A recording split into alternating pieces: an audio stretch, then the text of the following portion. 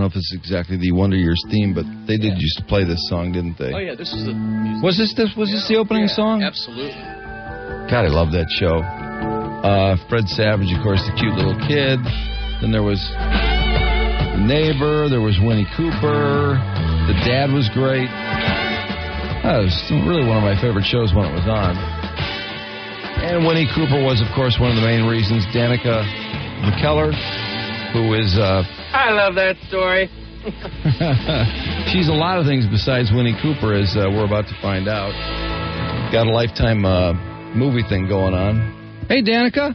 Hi. How you doing? I'm doing great. How are you? Good. Great. I was a big Wonder Years fan. And me too. Oh, thank you so much. Are you tired of talking about Wonder Years, or is it something you're still proud enough of that you don't mind talking about? I'm incredibly proud of it. And, you know, it's a testament to how beloved the show was that people still think about it so much.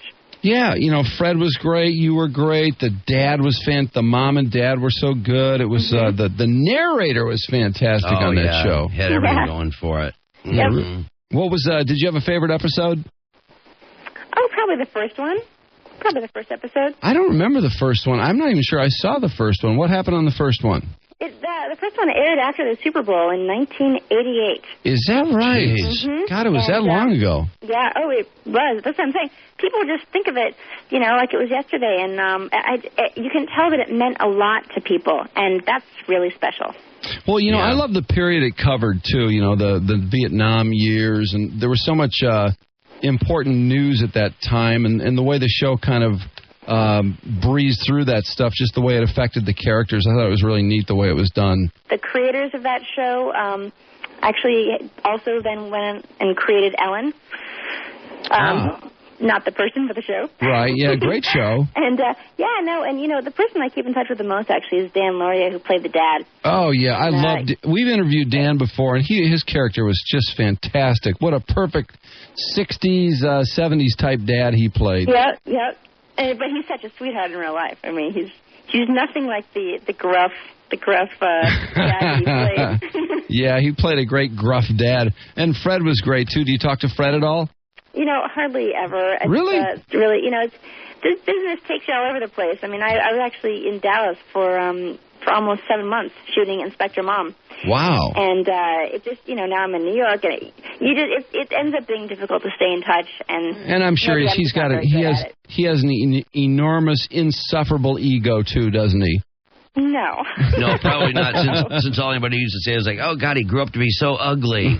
They don't say that. I used to everybody because he was such a cute kid, you know, and it was like, oh, come on, leave the guy alone. I think he's cute no matter what. Just because they made a couple mole jokes about him in Austin Powers. Jeez. He had darling eyes. Did you date Fred as a youngster? No. You didn't? Did you want to? No, we were like brother and sister. Of course. When you work with somebody every day like that, it's, you know... Yeah, if there's any spark, it goes away. When you're a kid, yeah. People that work together never fall in love. We know that. Yeah. Well, no, as adults you do, but not as kids. You know what's amazing about you is your mathematical background. Wow. That's spectacular. And you really got into math later on, didn't you? And it was something that all of a sudden you took some classes and really got into it. Yeah, I loved it. I ended up taking a break for acting for it in college, and I got a degree in mathematics and co-authored a research paper. We got published, so I'm now a published mathematician with a theorem, my very own theorem. Oh, man. Wow. And, I really got into it, and I started answering math questions on my website at DanicaMcKellar.com. I've got a math page. And then about a year and a half ago, a literary agent out of New York contacted my manager and said, we would like Danica to write a math book, and we'd like to represent her. A lot of the repulsion to math is based in the fear of not being able to do it. So they come against a problem they can't do, and they shut down. Nerd. In time, their self-esteem is actually being affected by it quite a bit. And Nerd. I want to encourage young girls especially to embrace that, and also to not think of it as something that's going to hurt them socially, because math is part of the package of the fabulous woman that they want to be someday. Well, and I try to really demonstrate that. I thought it was so good of you to do Stuff Magazine just so we would know you weren't a total nerd. Yeah, boy. You certainly look beautiful in Stuff Magazine. Yeah, oh, my God, is that worth mentioning? Those are some great shots. Oh, my God, what a beautiful body you have. Jesus. I don't know how you'll be dressed in your Lifetime piece, but now tell us about what you're doing with Lifetime Movie Network. Yeah, it's we're doing a series of movies called Inspector Mom. I play a crime-solving soccer mom, and we did a couple of TV movies, and we also did some episodes for the internet at lmn.tv. And each episode or movie is a separate adventure for Inspector Mom, and it's sort of like a younger version of Murder, She Wrote. Murders, kidnappings, crimes always seem to happen around me, and I always seem to solve them. And my characters juggle being a mom and solving crimes on the side.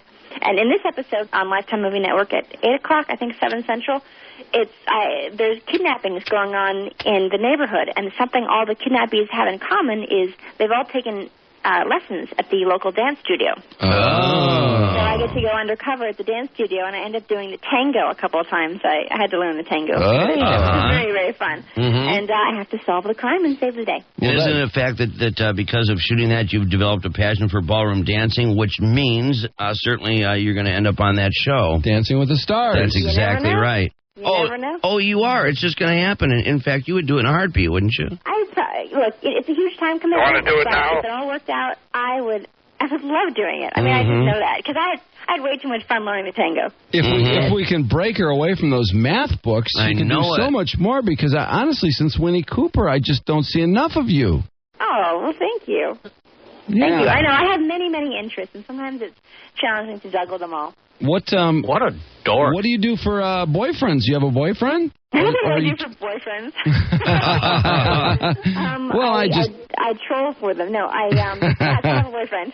You do have a boyfriend? Yeah. Okay, good. I'll bet you balance a checkbook in any relationship. No, you know what's actually it's funny. I'm not very good about balancing my checkbook. I prefer abstract math. Oh, I see. I love numbers. But I like infinity, and I like dealing with things that feel a little love bit more infinity. Like magic. Yeah. So you're one of those math wizards that when it comes to tying your shoes or balancing your checkbook, something like that, that's just hopelessly forgotten. But when it comes to the really hard stuff, It's you're really great. not that dramatic. Yeah. I can do that stuff just fine, but it's not what I love. Yeah. Okay, so it's not like you're a savant or something. No. Right. Do you have Stephen Hawking's book? I do have the book. Yeah. Yeah. You have a Stephen Hawking book? No, I own it in my library. You do, of course you do. And she sounds like the type that would get sexually excited about pie. It's possible. Is that true, Danica? It's true. Really? That feels so good. There's Stephen Hawking. Like that. Baby. I thought about this all day. Actual audio of Stephen Hawking, believe it or not. How long did it take you guys to put that together? How long were you planning that? No, we've been using that.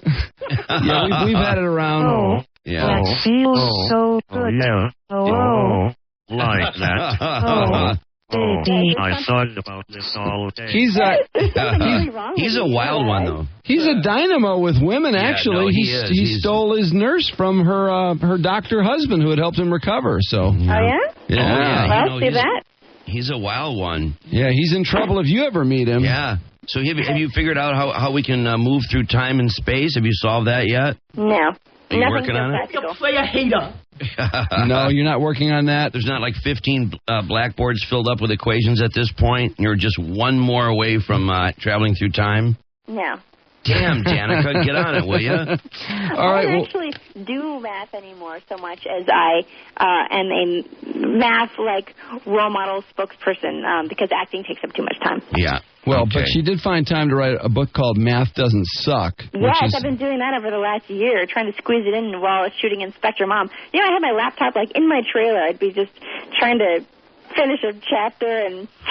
Is it still on target for August of this year? Oh, yeah. No, the copy editor has the manuscript now, and they're doing their thing now, seeing how many spelling and grammar mistakes I made and correcting them. Okay. LMN TV for the web episodes of Inspector Mom. And when do we see your movie? At 8 o'clock, 7 o'clock Central on Lifetime Movie Network. Great. Well, Danica, thanks so much for the time. Terrific. Oh, my pleasure. Nice talking to you. Thank you. Bye-bye. Bye. See ya. Danica McKellar on the riff. Oh, man, is she beautiful. You know, I can't believe this. She's 31 years old. God, hard to believe. She's Yeah. When were these stuff pictures taken? Or January 3rd, 1975. She's 32. Wow. When was the How stuff can taken? she be 32? I don't know. Sure. God, is Fred Savage 32? Fred Savage is like about 21 to me right now. I'm thinking he's probably like just out of college. Yeah. Oh, the Stuff magazine. Okay, no. July 2005. Those pictures. Wow, that's not that long ago. Yeah, so she was 30 then. Beautiful. Yeah, so Fred Savage is probably like 32 also. Yeah. He did get ugly. You're right about that. No, he did. I knew she wouldn't agree with that, but it was sort of putting her on the spot a little bit. But hey, I had to say it the way it was. The moly stuff was great, and Austin Powers. I think it was the third one, wasn't it? It must have, because I don't remember it that much. Is that Gold Member?